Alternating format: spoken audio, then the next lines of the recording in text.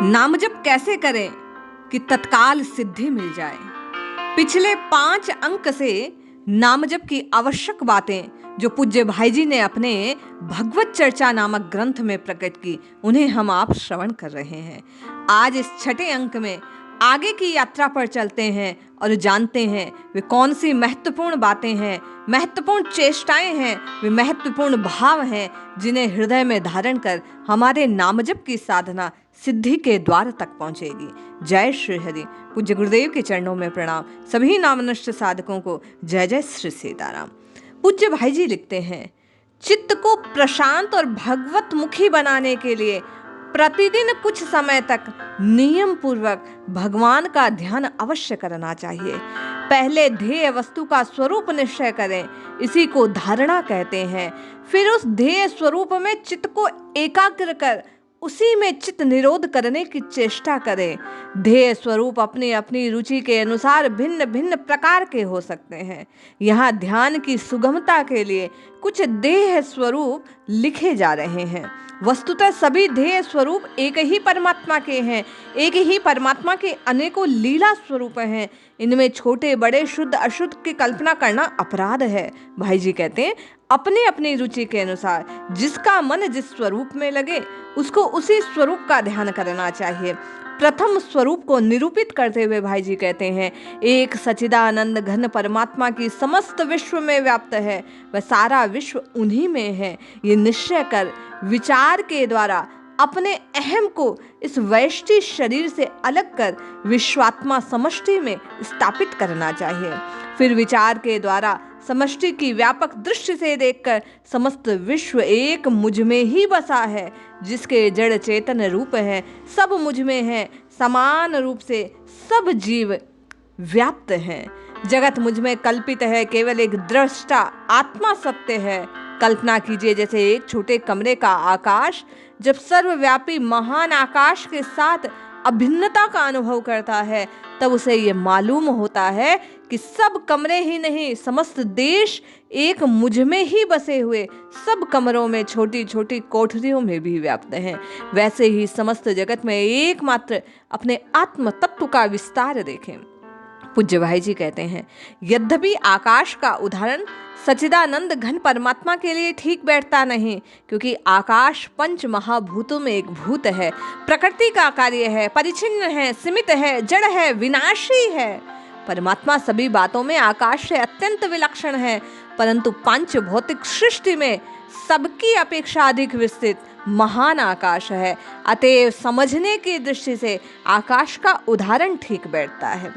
फिर दृष्टा रूप इस समष्टि आत्मा में दिखाने वाले इस जगत रूप कल्पित दृश्य का अभाव कर दे। एक परमात्मा के अतिरिक्त और कुछ ना रहे। जगत नहीं, जगत के विषय नहीं, इंद्रिया नहीं, मन नहीं, चित्त नहीं, बुद्धि नहीं, अहंकार नहीं, बस एकमात्र परमात्मा है। उन परमात्मा का बोध भी परमात्मा को ही है। वे परमात्मा सत्य स्वरूप हैं, चैतन्य स्वरूप हैं, आनंद स्वरूप हैं। वे सत्य चित्त आनंद से अभिन्न हैं। उनकी इतनी घनता है कि अन्य किसी के लिए वहां तनिक गुंजाइश नहीं। भाई जी कहते हैं, इस प्रकार विचार करते करते मन बुद्धि आदि सहित समस्त दृश्यों के साथ इन दृश्यों के देखने वाले दृष्टा की कल्पना को भी छोड़ देना चाहिए। दृष्टा पुरुष की सिद्धि वही होती है जहां अभाव रूप भाव रूप कोई दृश्य नहीं होता। दृश्य का सर्वथा अभाव जहां पुरुष दृष्टा नहीं है, जो कुछ है अचिंत्य अनिर्वचनीय। इस प्रकार जब तक वृत्ति सच्चिदानंद अचिंत्य ब्रह्म में शून्य में तदाकार हुई रहे, तब तक अचिंत्य का ध्यान करे। जब इससे वृत्ति हटे तो फिर दृष्टा समष्टि सच्चिदानंद बन जाए। इस प्रकार निराकार व्यापक परमात्मा का अचिंत्य ब्रह्म का ध्यान करना साधक के लिए उपयोगी है। भाई जी कहते हैं, यदि ये ना हो पाए तो दूसरा है। सारा संसार परमात्मा से भरा है, जो कुछ दिखता है सब परमात्मा का विस्तार है। इस प्रकार की भावना इस जगत के तीनों लोकों के पदार्थों में करें। जो कुछ वस्तु है देखने सुनने में आती है, परमात्मा का स्वांग है। परमात्मा ही उन वस्तुओं में है। वासुदेव सर्वम के भाव को जानने का और उसे ग्रहण करने का प्रयास करें।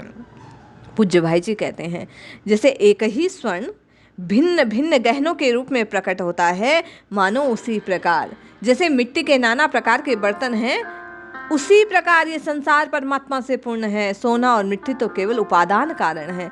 गहने और बर्तन बनाने वाला सुनार कुम्हार निमित्त कारण है, परंतु परमात्मा तो जगन के अभिन्न निमित्त उपादान कारण है। वे ही निमित्त हैं, वे ही उपादान हैं, वे ही स्वयं में सब कुछ है, अपने आप से अपने को बनाने वाले हैं।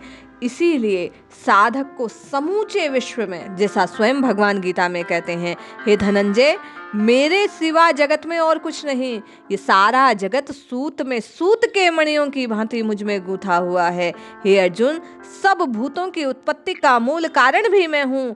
ऐसा कोई चराचर प्राणी नहीं जो मेरे बिना हो। पूज्य भाई जी लिखते हैं, योगीश्वर महात्मा कवि ने कहा, वे आकाश, वायु, अग्नि, जल, पृथ्वी, नक्षत्र, चराचर जीव, दिशाएं, वृक्ष, लतादि, नदियां, समुद्र, यहाँ तक कि प्राणी मात्र को भगवान हरि का शरीर समझकर सबको प्रणाम करते हैं। वे श्री हरि से भिन्न कुछ नहीं देखते। इस प्रकार समस्त चराचर में भगवान को देखें। जिधर जिस वस्तु में मन जाए वही वस्तु भगवान है। ऐसी निश्चित दृढ़ धारणा कर भगवान के स्वरूप का ध्यान करना चाहिए। पूज्य भाई जी कहते हैं, साधक इस प्रकार वासुदेव सर्वम के भाव से नित्य निरंतर भगवान को सर्वत्र जानकर, उन्हीं की महिमा को जानकर प्रणाम करते हुए, अपने आप को नत करते हुए उन्हें पुकारना आरंभ कर दे तो निश्चित ये नाम की रटना सार्थक हो जाती है।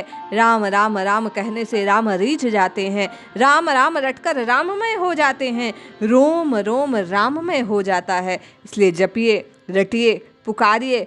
प्रथम सीढ़ी से जिह्वा से नाम को जपना है, फिर भाव की प्राप्ति, फिर ध्यान द्वारा उस स्वरूप का आपको और मुझे अपने भीतर स्थापन करना है। लेकिन जब नाम पुकारना आरंभ करेंगे तो निश्चित ध्यान तक की अवस्था तक पहुंचेंगे। इसलिए आप और मैं आज अभी इसी वक्त से भाई जी के कहे अनुसार राम कृष्ण हरि जो प्यारा लगे उस नाम को पुकारना आरंभ करें। निश्चित लाभ होगा। जय श्री हरि।